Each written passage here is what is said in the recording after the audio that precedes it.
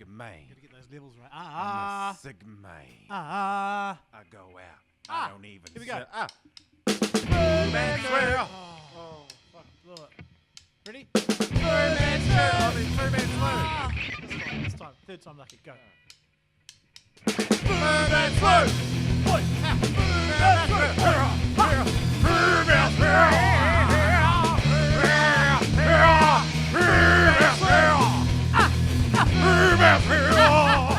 We'll have a soft serve in.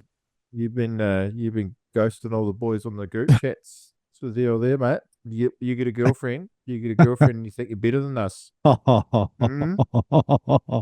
have been ghosting, but not purposely. I've just been busy, I've got a complaint. Just been busy, I've got a complaint. Lodge a complaint, please.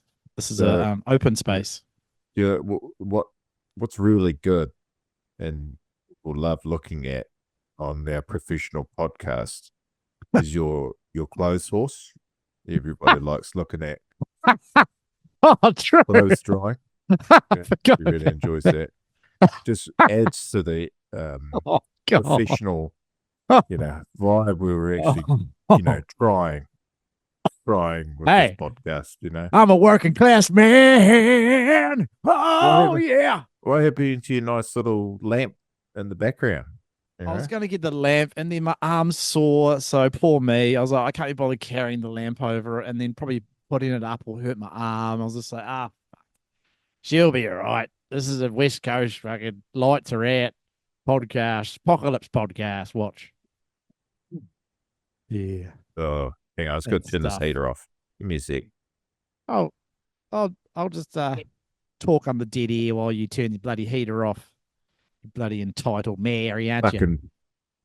Fucking heater. You heater? It'll be shucking the pear out, mate. It'll be shucking the pear. Fuck you. Fuck you, God. Right, I'm Fuck grumpy because the stupid fucking microphone takes forever to fucking set up. Pisses Grumpy. me off. He's a grumpo boy. It doesn't capture my burps or my farts. Oh, Just did a big burp then. yeah, I didn't hear it. Piece of shit. That sucks, man. That's content. Lost content. How are you though, mate? How are you? You're pretty Oh, fuck motivated, that. aren't you? You're like No, you're on your little wee surf achievements phase in your life, aren't you? A little goal setter, little fucking goal setter. How'd you poo-poo? Hey, tell the team what you're up to. I'm on day 9 of surfing every day for 30 days, no matter what the conditions are. Fuck, that's hard. What's your worst surf beat so far? Like the It was shittest today, condition. Was it actually. today? Yeah. It was half a foot. And I decided to go out on the boogie board because I thought that'd be more fun just going for a paddle out on that than some big mow. What if it's going to be like dead flat? What would you do? I'll just go body surf or a swim. Yeah. But I have to catch a wave. That's the rules. You could just do. Oh, okay. You have to catch a wave. You could just do like paddling drills around the pier. I live 5 kilometers away from the pier. Jolan. Oh, true. Jolan. You too. I don't Gotcha. live up. I live in South Shore, mate, Shut your where face. it's nice Why and can't you just drive up only there? slightly impoverished and full of gang members, according to Sam Brooks. Fuck him too. Oh, stop being grumpus, Uh, Grumpusina. I'll warm up. It's just I actually get so grumpy setting up for the I know. podcast now. I get so over it. We've had chats about this. I've actually said to you, mate, don't bring that shit energy into the pod. I've done this many pods ago. Had to sit you down, had to bloody sit you down, had a little chat about it, didn't we? People enjoy me being grumpy. They do. They do. You I don't, enjoy it. because Well, I do and I don't. I like to let you sit in it and stink in your grumpiness, but then I also like to pull you out too. Try to at least. Oh, you will. This is why we do it. So I enjoyed doing the podcast. But Yeah, maybe we yeah. use some of our Patreon money to actually upgrade our equipment. Yeah, that's not a bad idea. Stuff is so shit. I could use a mic stand or two. It'd be nice. A decent webcam. Another I need a clothes decent horse. I need a decent webcam as well and get some lighting. Upright clothes horse just to block out all the books and stuff. Oh. But hey, that's cool, man. I'm stoked for you. Good shit on the 30-day challenge. I hope you that should be easy to do if you're not going anywhere. Like, what about work trips and stuff? I haven't got any work trips coming up. Oh, sweet. That's why I thought now's the perfect time. I've already noticed like an increase in fitness. I just don't get as tired or sore. And just forcing yourself. Like yesterday, I had the best surf on the boogie and just a little shorey at home. It was like, it was just phenomenal. Yeah, it was so fun. What were you doing? Pulling in, doing spins. I was just doing rolls. Like I was out on my 46-inch fucking board, just doing rolls and pulled into a couple of clean little barrels and made two actually. Yeah. And just tiny, like a foot, but it was just like really hollow offshore little waves. Good shape. Yeah. How do you snuggle your fucking carcass into a 1 footer, mate? I'm quite small, Joel, and I'm petite. You petite are and small. You're bigger than a 1 foot wave, mate. Oh. I don't know the physics behind that. How can it must be 1.5 foot, 2 foot, surely. Small. Compress down. Just gonna compress. Yeah, mate. Just gonna compress. But it was great. I pedaled out real grumpy and walked home feeling bloody good. That's the beauty of it, isn't it? The old surf vibes. Have the shittest day, catch one good wave, and you're back to fucking reset. Yeah. Back in. Yeah. Anyway, Giles. Yeah. I just want to touch on a couple of things from your previous episode. Oh no, here we go. The fact that, well, first of all, brain. Thank you to Ben McPake for standing in, doing a sterling job as non-grumpy co-host. Quite a sexual man, actually. Quite a sexually aroused man as well. Quite horny. But the fact that you two cunts couldn't even remember the day that we had the comp on. I know. Well, I nearly stopped listening. I nearly stopped listening. I was angry. I should have a disclaimer because I would have been high on all the painkillers, like I am now. Right. I'm still popping pills, but yeah. So give me one little disclaimer. Carry on. There's one thing that you didn't quite. There's one thing you didn't quite touch on. Mm-hmm. And that is, Jolan. Yes. You guys didn't touch on the fact that I think the Breaker Bay Boog Challenge was quite historically significant for New Zealand boogie boarding contests.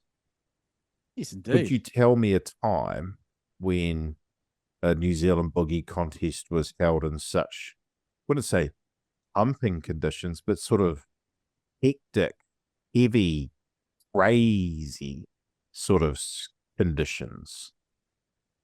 Yeah, I don't know. Just trying to think. There's been some psycho ones at Blaketown, big days, but not with reef and stuff involved. Surely there would have been a contest that's had similar big conditions, but maybe not. Maybe not. Well, it's fucking hectic, eh? Especially at that low tide. Damn. I think the low tide reef factor, sort of just makes it a lot more hectic than any big Blaketown contest we've had in a way, really. the fact that there was a big field of competitors. You had the top dogs of New Zealand boog in there. Some of probably some of your premier slab big wave chargers in the field of competition. It was probably one of the big, the talent pool was probably one of the greatest, eh? Yeah. I think I just think we should appreciate the fact that Growly and Floyd and crew pulled off and Steve with his help too, pulled off such a bloody good accomplishment because Mike Stewart had a cool thing to say in an interview this week. He said, 25 years ago when he won the Shark Island Challenge, it was very competitive between everyone back in those days. And now it's more of a community. Everybody sort of backs each other because everybody's growing up and there hasn't been that big generation to come through to replace everyone. So it's more like a community. And I felt that when we were at Breaker Bay, compared to 20 years ago, if we had the same comp, it would have been community, but way more competitive as well. And I think just the fact that the boys are just going so hard, especially in those semi-finals and finals, pulling into some literally, stepped out 6-foot hits that you had no chance of making. And you've got dry reef coming up, googling up in front of you guys, was pretty fucking cool to see. And I just think everybody did themselves really proud. And like that photo that Grally put up of the bro bottom turning with that huge explosion of white water behind him, that's fucking... Should share that photo. That's why they did that comp, Yeah. Fuck yeah. That photo was sick when that came out. I stared at it for ages. I was like, whoa, how's that explosion behind that hectic bottom turn that's going on? That's cool. What was that? Yeah, so I think I don't know. I haven't really been able to talk about it since we came home from the comp due to sickness and everything. But yeah, I'm just blown away by the efforts that Grally and crew and the Wellington board riders made to make it happen. They nailed the forecast. I think it's kind of cool that we got out of control, dangerous conditions, and no one held back. No one fucking held back. It was fucking so sick to watch you rewatch the live broadcast. Thanks, Joel, Big Wang. The fact that you can go back and watch all that, and just everybody's just going fucking so hard. I don't know. It just makes you proud to be a part of the little boogie community, eh? Yeah. Oh, that's nice words, little Hodgy boy. It's lovely. It's lovely. It's so nice little boy. Don't you lick their bums a little bit more, right? Pull your microphone up, you fuckwit. Is it too quiet or am I just too quiet? It's too quiet. Oh, soz, bro, soz. Awesome. What else did we fuck up on our little wee? Give us some positive stuff. I thought we did a pretty good little wee brief overview. Me and Pakey with our adult brains. The good stuff was bringing up scores. Looking back through live heats, that was great. Just talking about some of people's specific waves and stuff. I think I just got to touch on one wave. The one wave that really blew my mind was Floyd's heat. Floyd's wave. And second round. I think it was like round 2.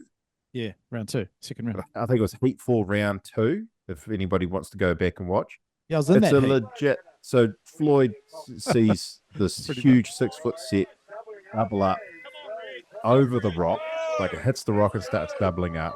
He takes off, and there's steps and lumps and bumps in the face, and he's got to like tuck his board in under his hips and like sort of do that sort of that frog stall to make sure he doesn't outrun it.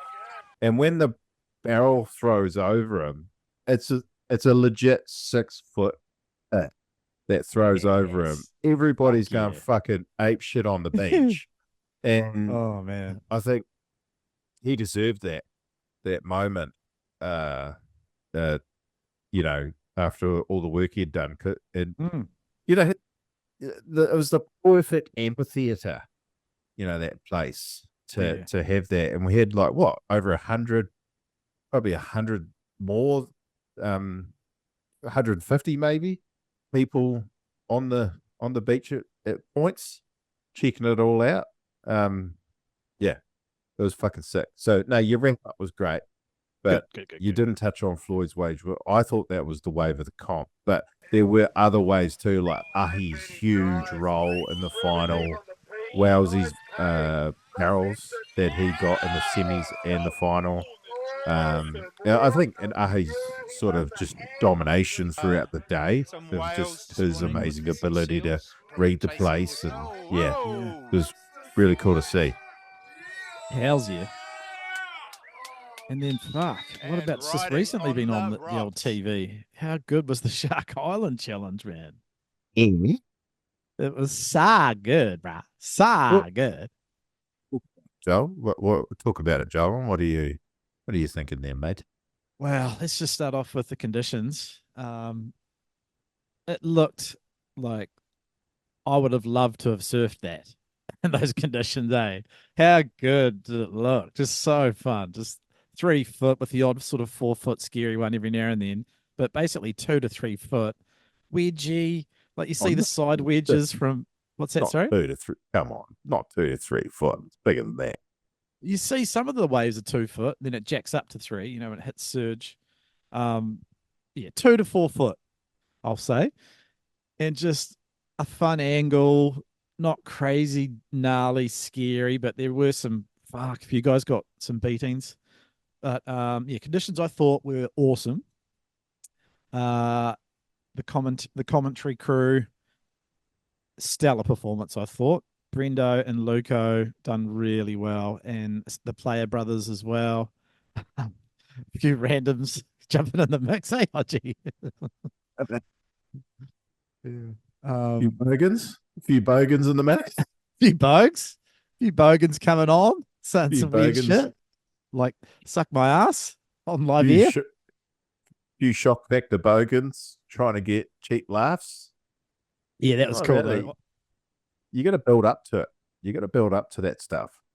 Yeah, they went from 0 to 100 real fast when Jack Baker took over the mic. Eh? Yeah, yeah. It was funny. I thought I actually rewatched it. I've seen him twice now. I actually thought it was pretty funny. Commentary absolutely nailed it. Oh, Nate Florence. That was awesome. Him rocking up.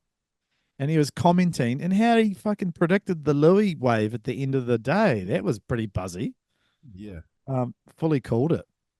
But yeah, and to your point of earlier when you mentioned the good vibes at these comps, I think you almost have to put it down to the age bracket of the competitors, right? Because it's an older crew now. You're still seeing grommets come through, but they are the minority.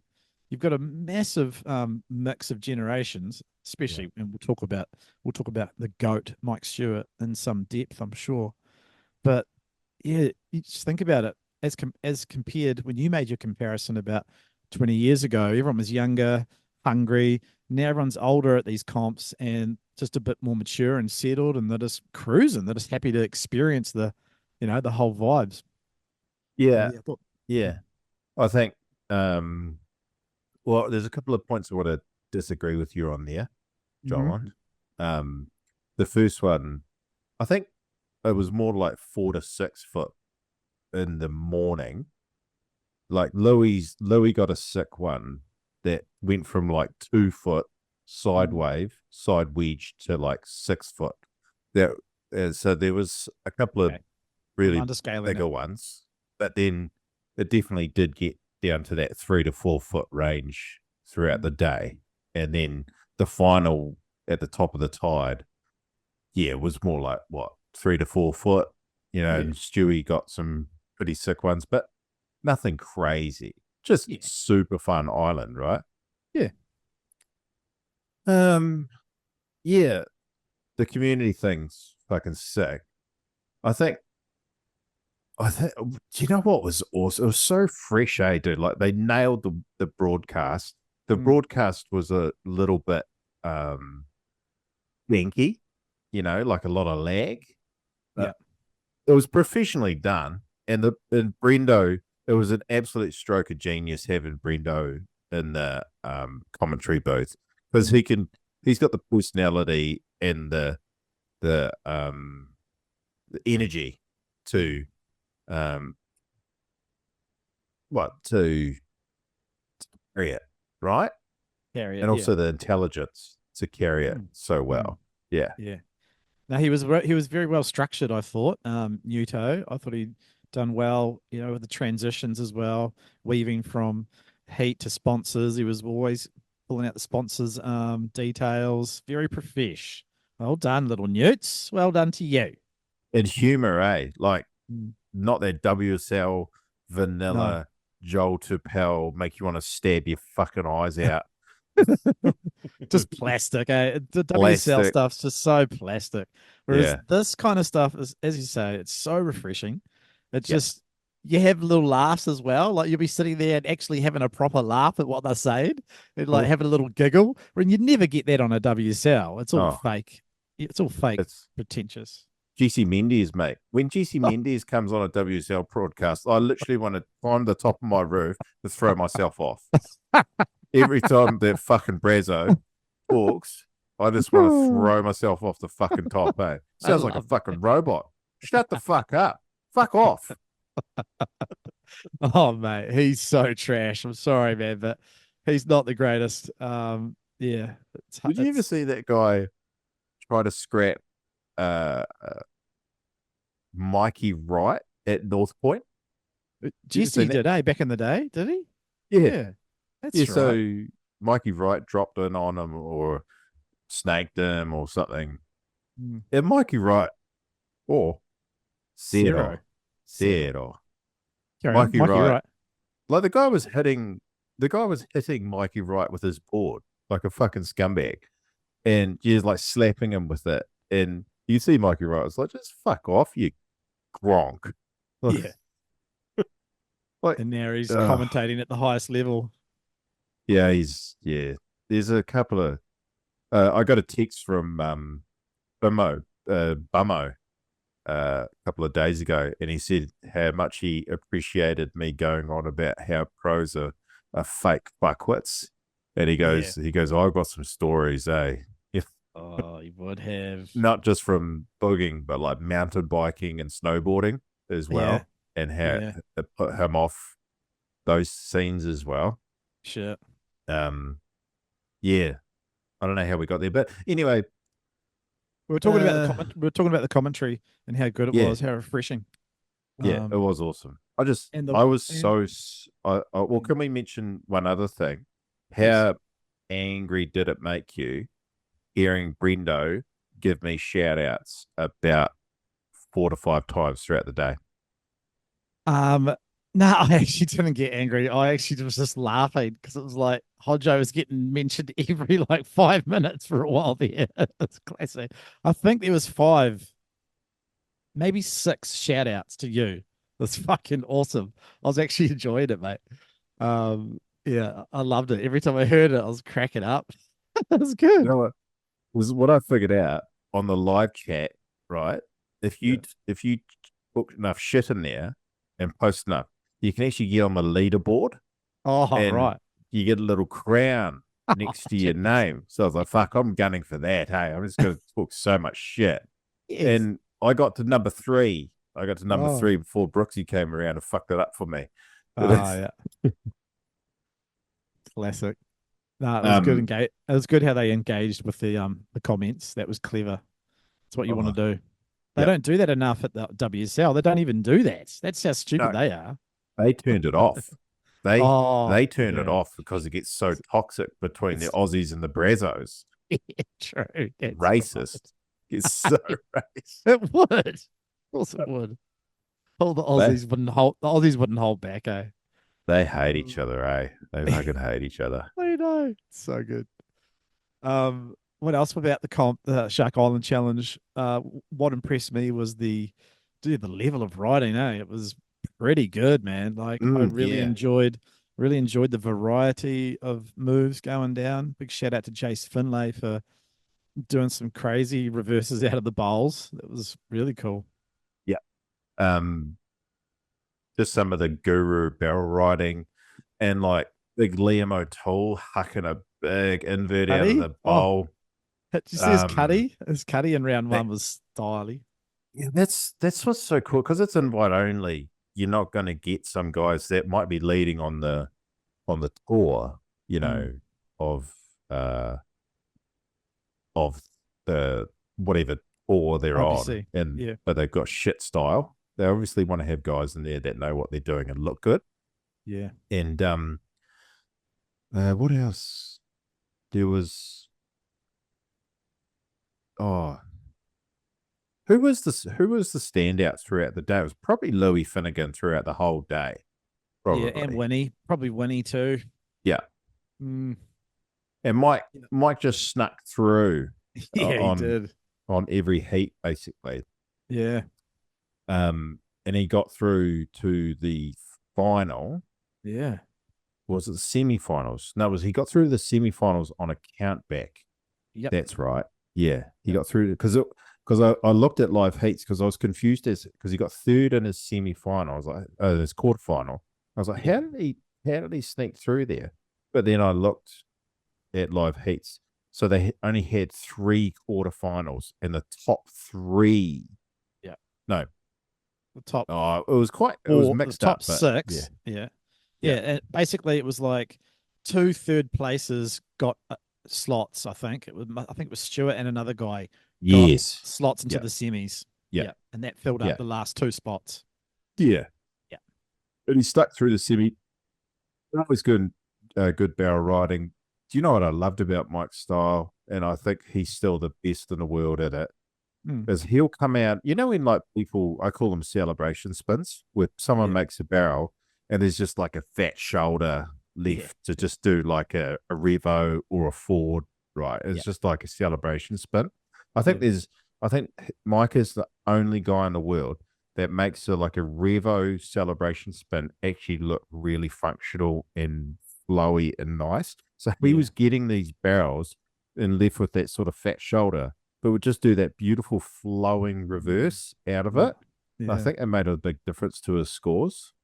So smooth. The old legend's a smooth operator. He's just unreal.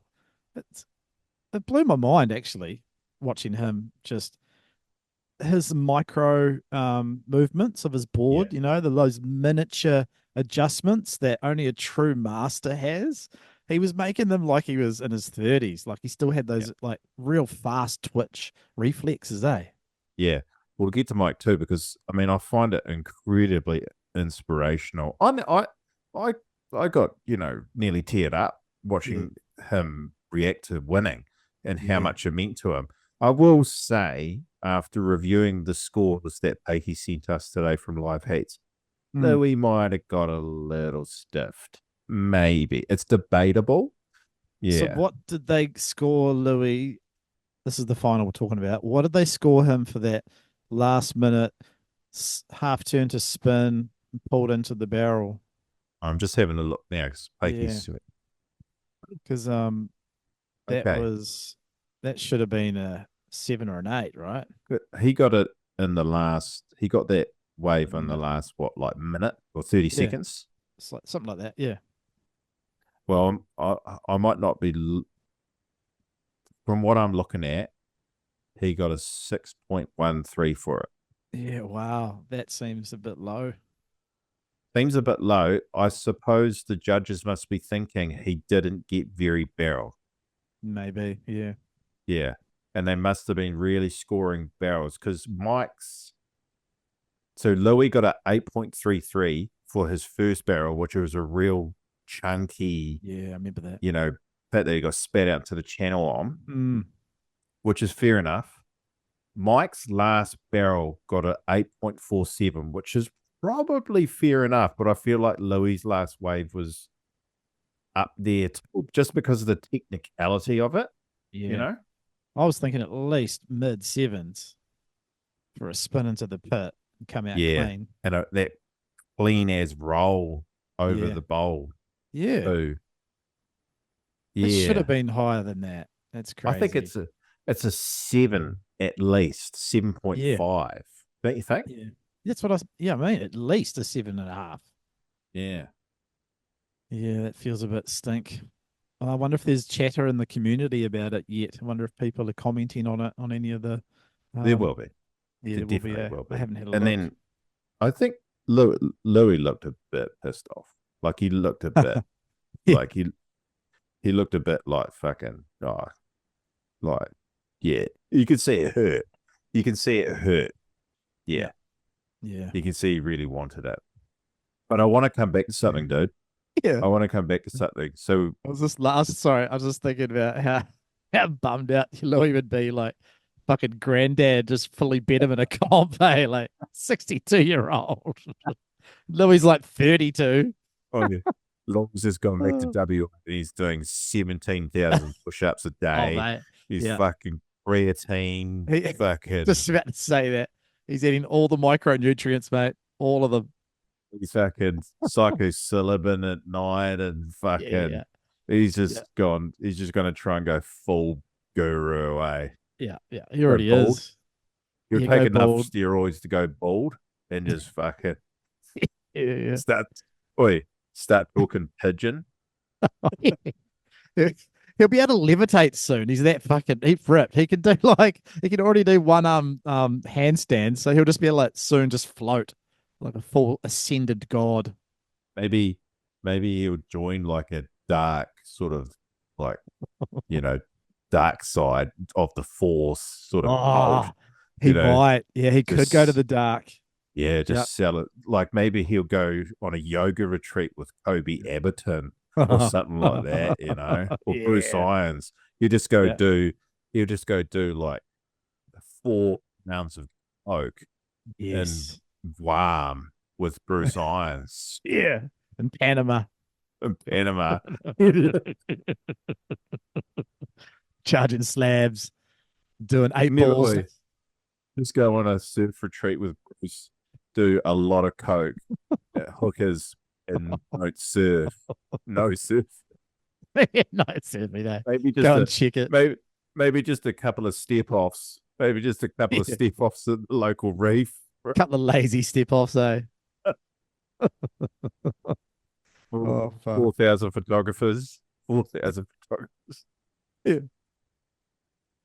Oh. Okay, so He's what a we're talking about. disappointment to me, old Bruce Who? Irons. You can see the guy just can't Oh. get his shit together.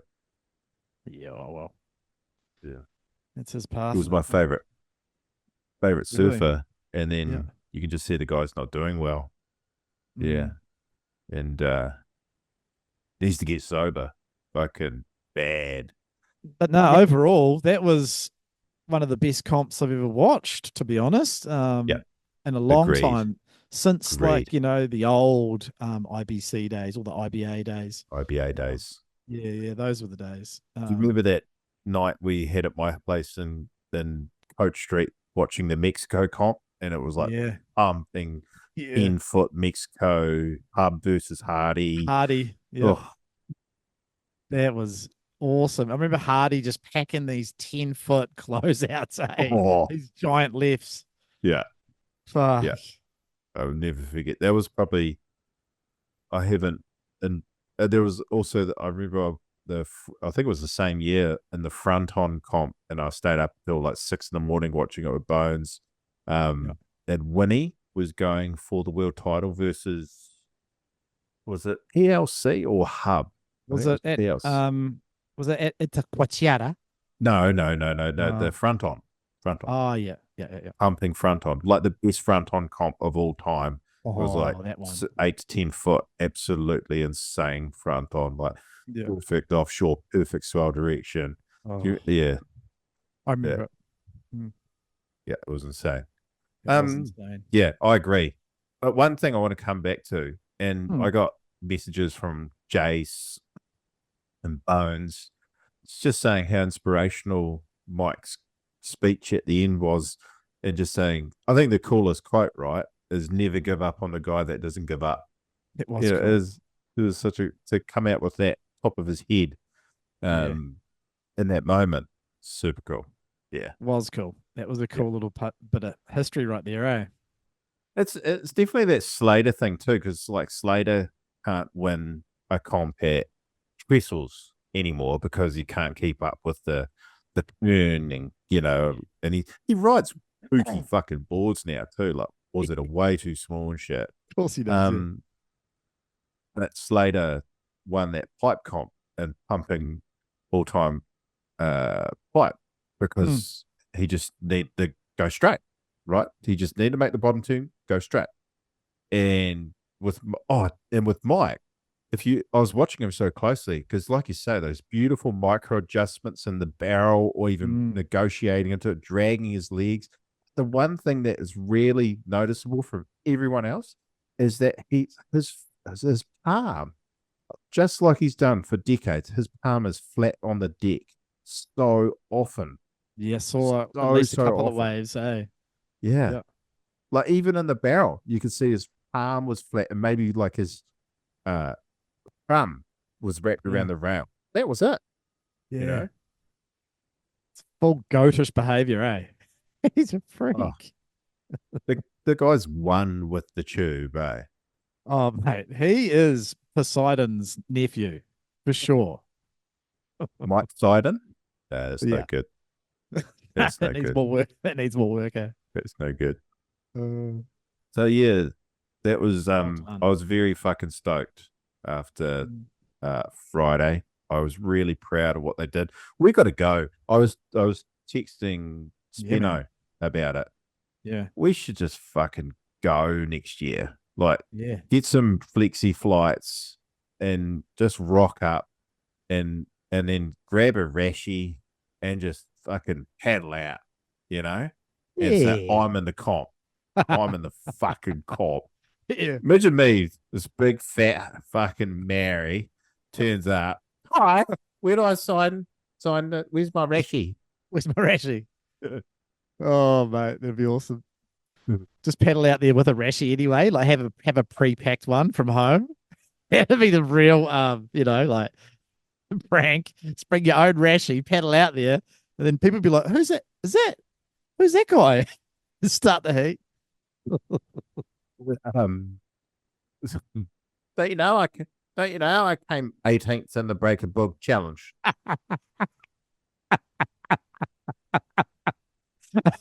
Yeah. Oh, that's good. You know that. And 7th in the last year's Blaketown Challenge. Hey, whoa. Semi-finalist 3 years running, mate. Was it 2 years? Yeah. Fuck. Now, back to Breaker Bay. I do have,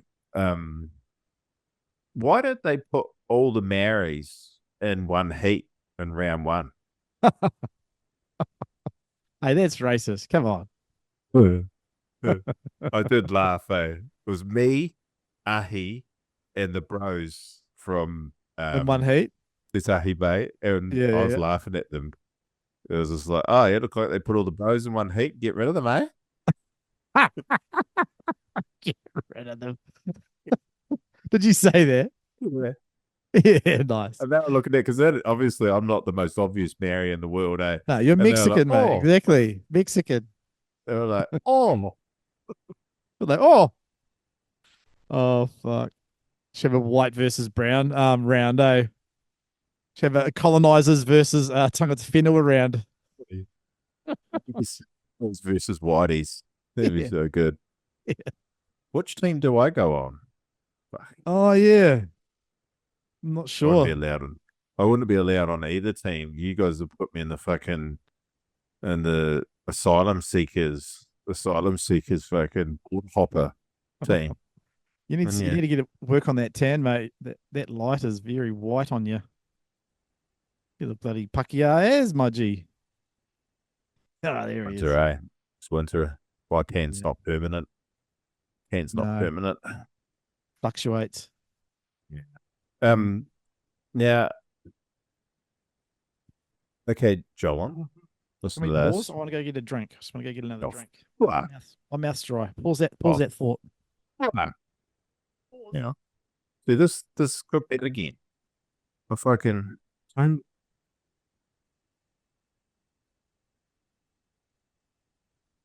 Press record. Got it. Now, Jolan, Yes. after the Breaker Bay challenge, what would your updated New Zealand boog power rankings be, friend? Whose power rankings? Mine. Rankings. Yeah, your power rankings. Nat Champ, baby. Nat Champ.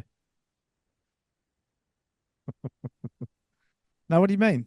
Out of what? What's the power rankings? You know, your top five right now. Who's top five? Top five boogies after what we Breaker saw Bay. at the Wicked Book challenge. Oh shit. Wow. Ahi's at the top. Okay. Yeah. Ahi's at the top. Floyd's up there. Middles is up there. Wellesley's up there. And Steve-O's up there too. Okay. Yeah. Yeah. I pretty much agree with that. I think Nice. hopefully we can, because we were talking to Growley about it, right? Hopefully we can, like, I think Growley's been talking to, Floyd has, about getting the winner of the Breaker Book into the Shark Island Challenge. Yeah. Is that allowed to be talked about? Is it? Is that are you breaking that news, are you? If I will text Growley tonight to make sure it's okay. Cool. Good. Well, I don't see what the fucking big deal is. No, fair enough. Yeah. So That'd be epic though, wouldn't it? oh mate. Much like Wowsy about 20 fucking years ago when Wowsy won the isolated challenge? Yeah, isolated, yeah. Yeah. So Wowsy won the isolated challenge about 20 years ago, and he's told the story on the potty how he went over and basically missed his heat. Yes. Fuck, that's funny. So it's been done before. And like if we sent someone over like Ahi over, that'd be the perfect guy, you know. Shit, yeah. You can't forget about John Diamond, mate. He had a year of absolute terror in hell when he came to Shark Island. With the 2001 which I rewatched the other night. Nice. The No Friends clip. Yeah. Which Wellesley made fun of me for not remembering in our potty because I was like, it's that one with the song. And Wellesley was like, yeah, I'm sure there was a song. Fucking bong. Exactly. Hang on. I'm just going to play a little bit of it because I think it's worth doing. Do it. Yeah. Yeah. Do it, Dad. Like you did. Here we go. Jolan. I'm waiting. Here we go. Patiently. Jolan. I can see the credits. So yeah, Shark Island. Let's give it a little bit of context if some people don't remember this. The 2001 Shark Island Challenge. Sorry for the listeners out there though. Oh yeah, they can get used to it. Fuck 'em. Just watch it on YouTube. Now listen, Jolan. Yes. We'll watch a little bit of it. 2001 Shark Island Challenge held in what? 10 to 12 foot east swell. Shark like Island. A weird direction though too. With the dropping tide. It was like northeast swell or something. So it was like beyond psychotic. Now someone didn't die. I know. And from what I remember, Alistair Taylor broke his back on the reef. Yeah. You remember that? Yeah, he did. Here we go. just skip a little bit. And the Bit chippy. crazy thing is the tide was dropping, and as the final went on, it just got worse and worse. Oh my gosh. He makes this one, yeah. Like it's dry. I'm going to go to the end of it because that's where it gets really fucking. But look at that. Oh my gosh. He makes that too. So scary. Oh, it's got He's a- crunched. River's getting sucked over onto dry reef. Look at this. They're rolling on that. Oh, that thing was crazy. This has got to be the most psychotic fucking comp ever. Surfing competition ever, right? Yeah, definitely. Look at that. The hub just did an invert and landed on dry reef. Yeah. That gives me this fucking heebie-jeebies looking at that. It's got to be the most psychotic thing ever done in a surf competition, and no one knows about it because it was in 2001. Yeah. You know. Oh, so sketchy. So sketchy. Oh, that guy's dead. Was this pre 9/11 or post? It was pre 9/11.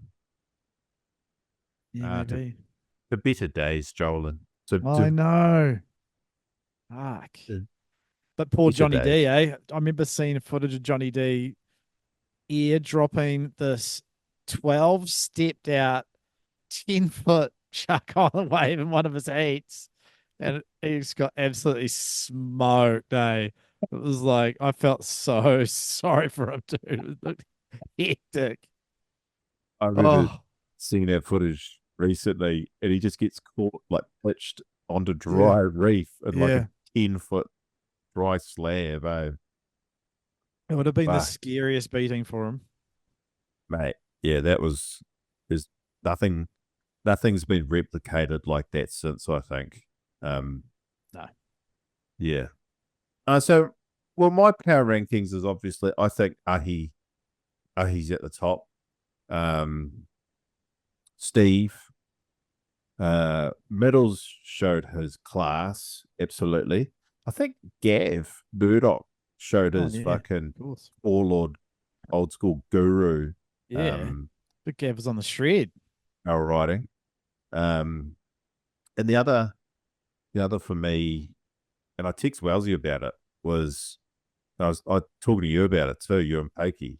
The cunt was like, he never surfs anymore, but he would do these bottom turns at Breaker Bay, and you know how normally everybody sort of like engages their hips, legs with their rail, and sort of slows down.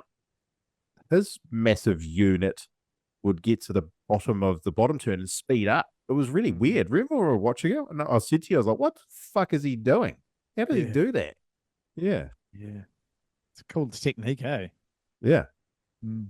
Ugly looking technique, but I think Wellesley sort of reaffirmed his class in heavy waves. And I remember Steve took off on one of the semi-finals that was fucking psycho. Like sort of went into a big heavy pit that had no chance, and it just went dry in front of him. Yes. You know. So, yeah, good power rankings, I think. I think Ahi's cool because Ahi just does his own thing. Lives up there in the absolute fucking core lord bro town. Just no footage, no photos. He's just surfing probably the best waves in the country. Yeah. And you know, he's just up there doing his own thing and come down, dominated, fucked off home. You know? Yeah. He is in the most sickest part of the country, eh? It's awesome. He's just up there being a fucking absolute local lord, eh? He's fully. He's definitely got that status. Sending guys in, eh? Oh, fuck. Yeah, he sent me a sneaky pic, eh? Of a wave. Yeah. And it was pumping, and he just had one word: wave trap. How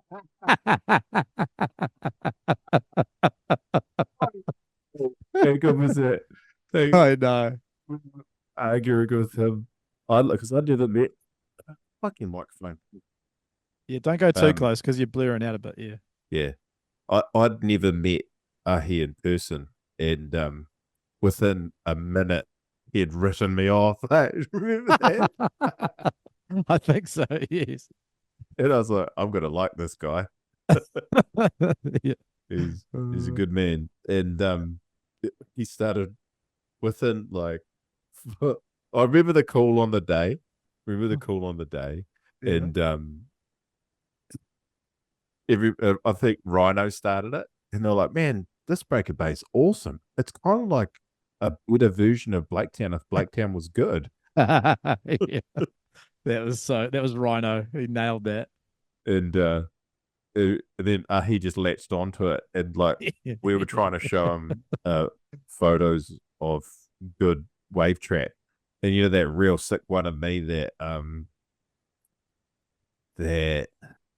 what's the photographer's name? Was a. That was a guy to met wave trap. He just looks at it and goes, "Yeah, but that's not heavy." Okay, yeah, it's true. Wasn't very big or heavy, Definitely heavy. The Trapo. but Fauci, and wave trap. You get They were- written off for being a COVID fucking goon, and like Kev McAllister calling you Fauci the whole weekend. Yes. And then we had Ahi calling me us wave trap all weekend. He just walking past us and go, wave trap. Yeah, it's so funny, man. He's just I was pissing myself.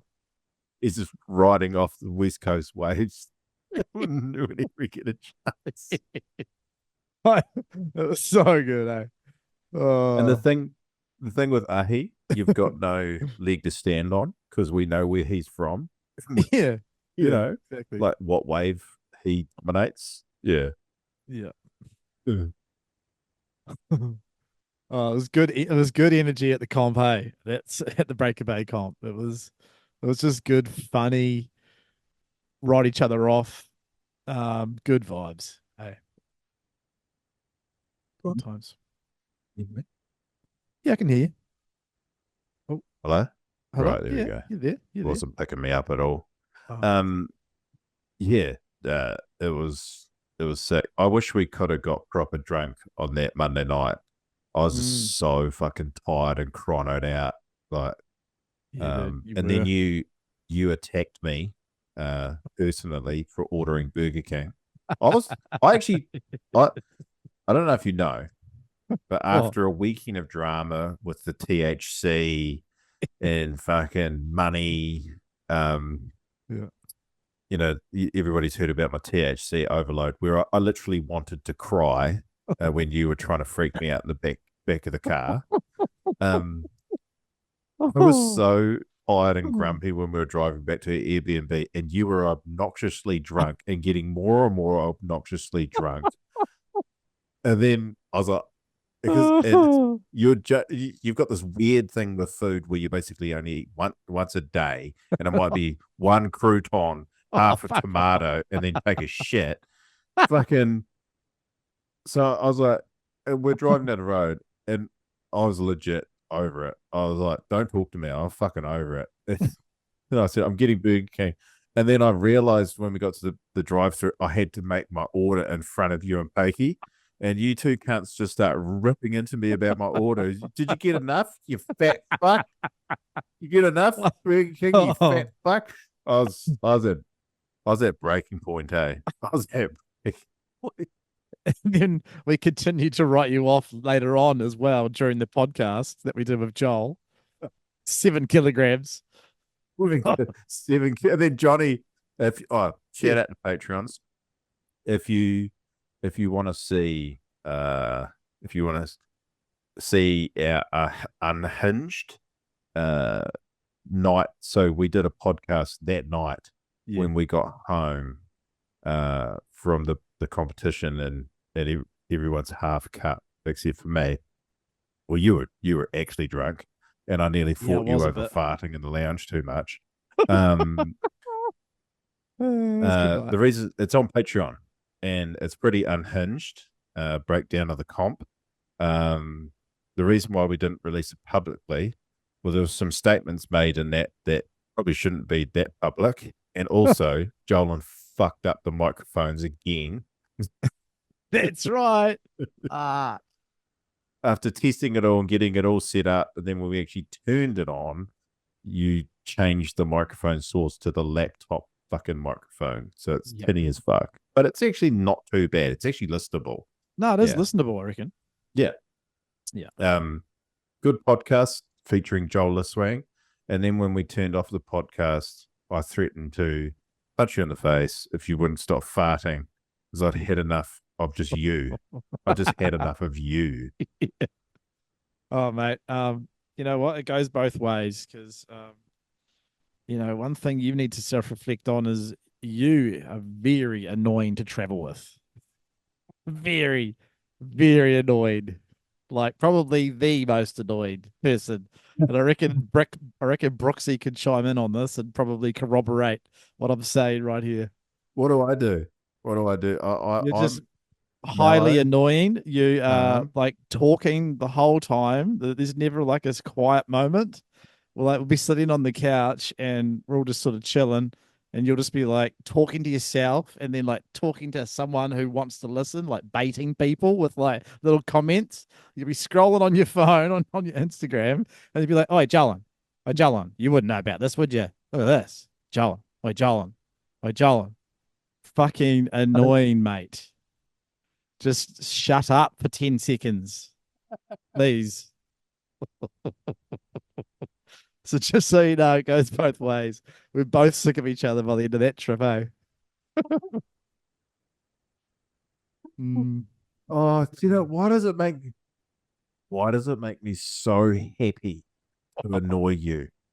Like, it makes me so happy. Like, You're a it fills sick me man. with so Sick so man. much joy hearing about your experience and how annoyed you get. Hey, it wasn't just me, mate. Pakey's probably just feeling the same way. Nah, Pakey's amazing. Do you know when I tried to fight you in the lounge though, Pakey goes, "That's calling a hot kettle black Hodge." I was like, "Fuck." Back to you. I was like, Oh. "Fuck." Obviously, I'm farting nonstop as well. Yeah. Yeah, it was a we were over it by that time. I'm hot and sweaty. Fuck's sake. Okay.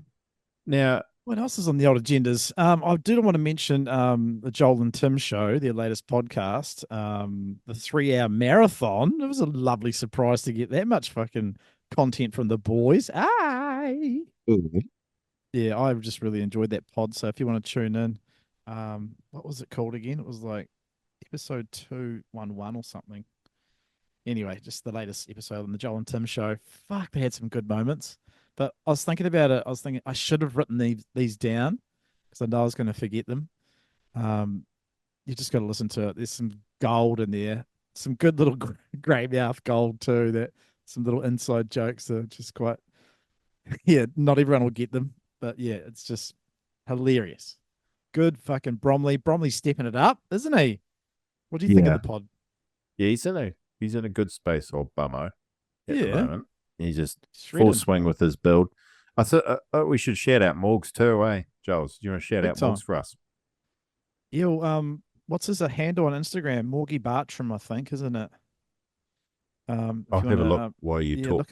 Look up the details. But this legend of a dude over in Christchurch is doing a fund run. Basically, he's doing his target's going to be 617 Ks non-stop, basically, just to fundraise for suicide, which is that 617 stands for. I think it was every man who committed suicide or all suicides. Let me just double check. But yeah, it was six. The Morgie's goal is to do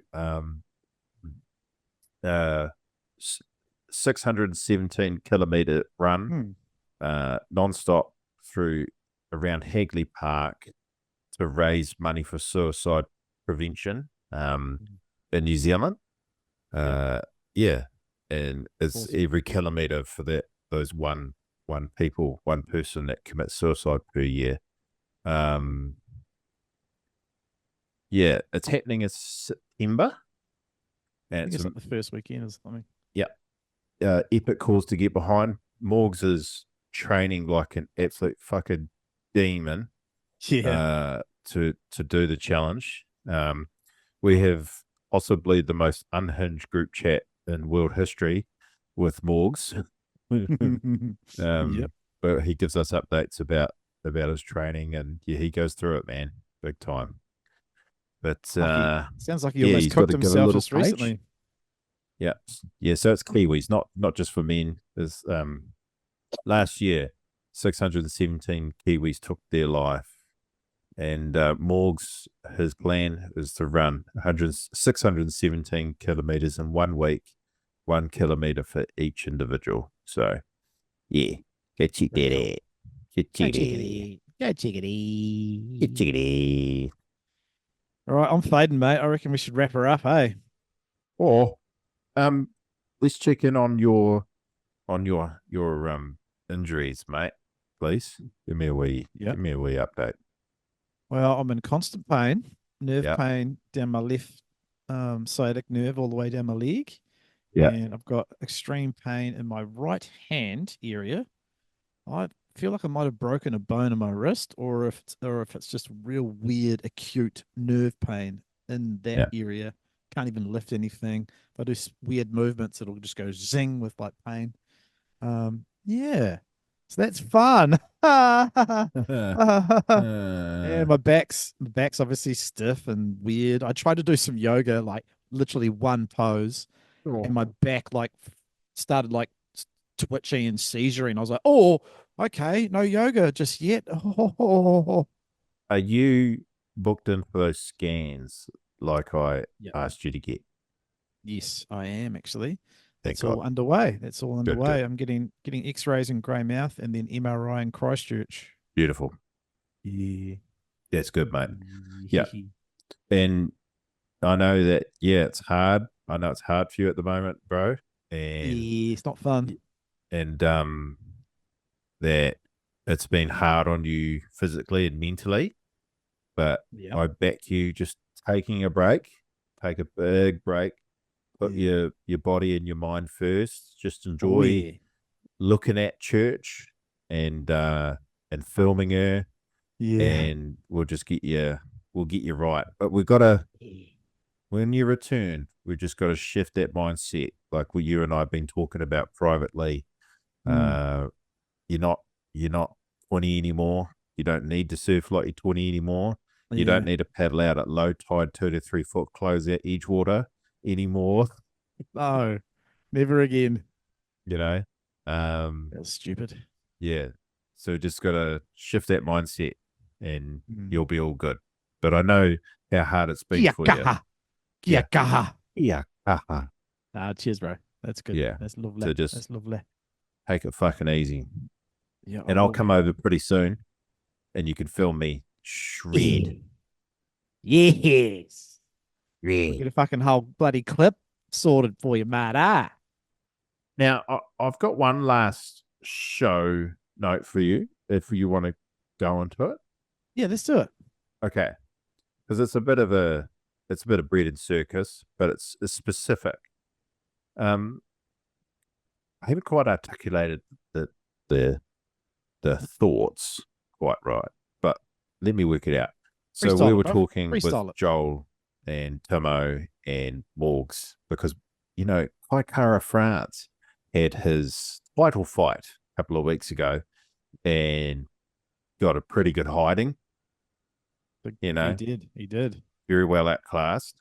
But the talking point there, Jolan, was Kaikara has been getting trolled ruthlessly by the international UFC audience for constantly, given the pukana. Yeah. And then also crying quite often about his Māoridom. And it's a touchy subject because Morgs and Joel, we're sort of saying, like, what's the deal? What's the deal here with old mate? being, whenever the camera's around, seem to be quite visibly emotional. And I think the reason being is he's got, because he's rediscovered his Māoridom and his language.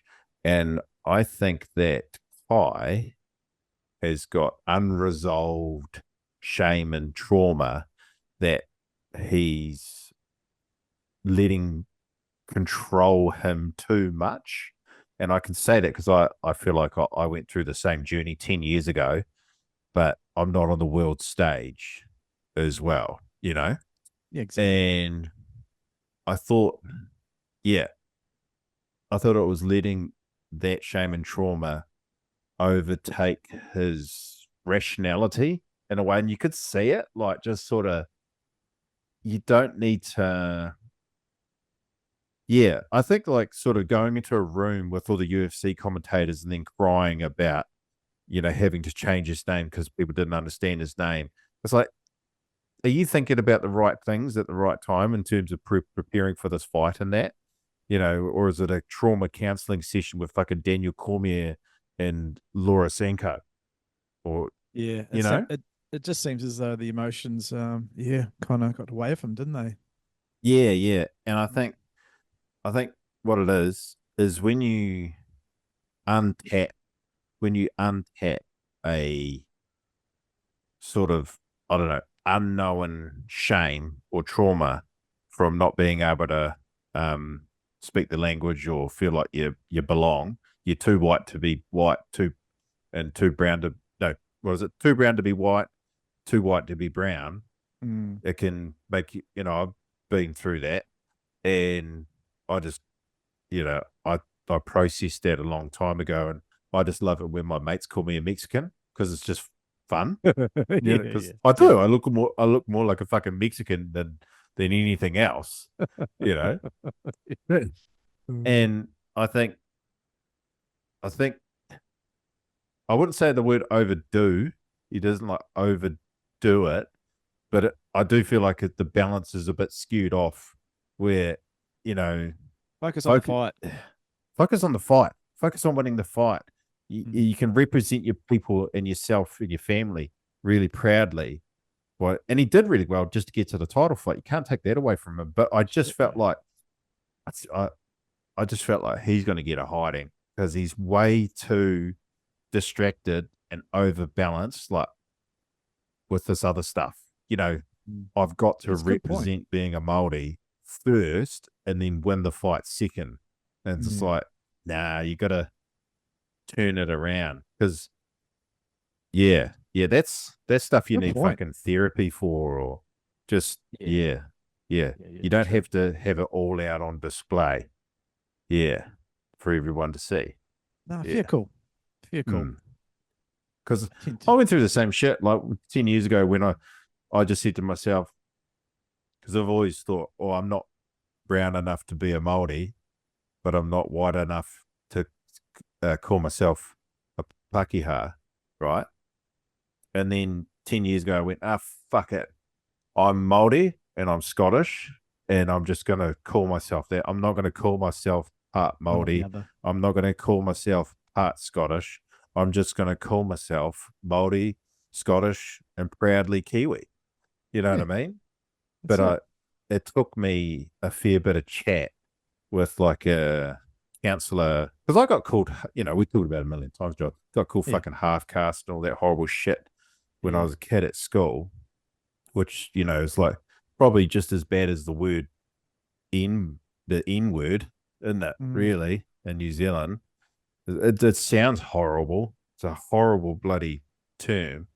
And I think it made me hide the fact that I had a brown dad or, feel shame about those things. And then 10 years ago, I was like, fuck it. But I wasn't on the world stage. But I tell you what, I wasn't crying about it every chance I had in front of fucking Daniel Cormier.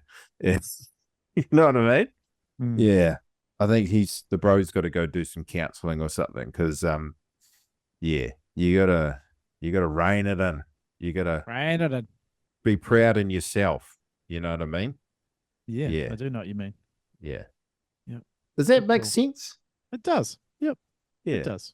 It was just an interesting talk we had with Morgs and Joel. But I thought when I saw that clip of him crying in front of the UFC commentators, like his pre-fight interview about having to change his name, I thought, you're fucked. You're going to get a hiding because you're not focusing on the right things. Yeah. And he just, and talking about the fight, he just didn't look relaxed in there whatsoever. He looked real tight and skittish. Yeah. Like real skittish. Like, and he didn't come out with that sort of like, I'm going to try and dominate you. It was more like, oh, I'm weary. I'm hesitant. It didn't feel natural, eh? Honestly, I felt like he was more focused on doing the hell poo cunner at the start of the during the announcement than the actual fight. I'm not even kidding. Like his priorities were so like fucking all out of whack. Yeah. And it's not. I'm not like. I'm not trying to tell the guy not to be proudly Māori. Fucking hell. No. But it's I don't know. I just felt like he was all over the place. Like all over the place. Yeah. I think the other factor is like the fact that he gets emotional, and something that we will never know about is he was cutting weight. So he would have literally had no water in his body, felt like absolute dog shit, and you feel emotionally drained, tired, sad, shitty when you haven't eaten for like 2 days, you know? So there's that factor as well. Shit, yeah. That'd be so stressful. Yeah. Be weak and vulnerable. Yeah. So there's that too. But I just felt like he was just focusing on all the wrong things, man. Yeah. The yeah. And then Taporia, that's cool development, eh? Taporia is in fine form, isn't he? He's in the stratosphere. He's like McGregor light. Yeah. Yeah. He is. Righto, mate. Okay, mate. Good chats. See you, everybody. Thanks for tuning in. Yeah, like and subscribe and all that shit, and have a look at our Patreons. Oh, shout out to Joski NZ for signing up recently, and all our other Patreons. And we will get our Patreon trip planned pretty soon, I suppose. Yep, definitely. Let's get into it.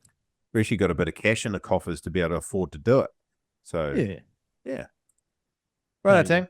Right, Pace us, say us. Kaki de.